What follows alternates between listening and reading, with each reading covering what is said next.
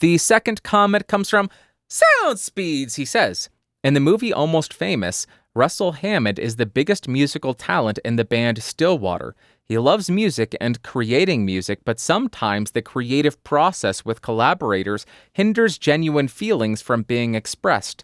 And when you add ego to the mix, in the case of Russell, he went out on the night looking for something real, immune from the restraint he was feeling on tour.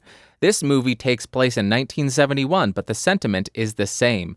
Escape from the pressures that throw off your center and you'll find your real self. It's therapeutic. Sound Speeds or Sound Speeds, thank you very much for that comment. Very insightful analysis of the movie Almost Famous and something that is very relevant to the conversation we had on the last episode of the show, talking about eliminating or escaping this constantly connected world, leaving your phone at home, shutting off your smartphones or shutting off your smartwatches, and just existing in the real world.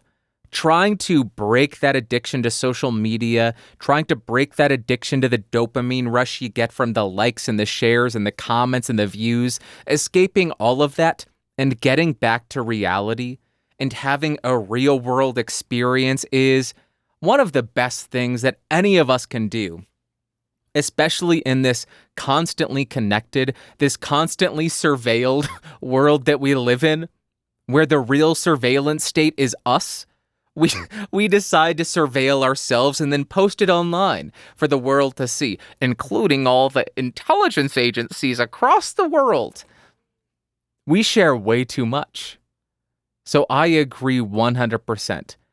Escaping the pressures that throw you off your center will allow you to find the real you. It is therapeutic.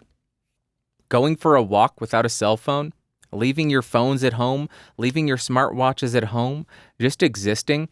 I'll tell you, I mentioned that I was on a trip for work this last week. At the airport, I was sitting there just looking around. 95% of the people had their heads down, just staring directly at their phone the entire time they were sitting around. It was shocking to see. I know somebody's going to say, oh, what a boomer take. Oh, Bander's a boomer. Are you surprised? Have you listened to this show? Have you listened to this? Are you surprised by this at all? That I'm pointing this out? Somebody's going to post a link to that photo of all the people on the train reading their newspaper. I don't care. It was shocking to see so many people just staring down, sitting next to people they knew, not talking to them, not having any real-world experiences, not looking around and enjoying what was going on, seeing people hustling and bustling and running around, looking out the window at the planes. None of that was happening. They were just trapped in their little world. Wasn't very appealing to me, so I left my phone in my bag and I was just watching people. Just people watching. Maybe that makes me a creep. I don't know. I thought it was fun. I thought it was interesting.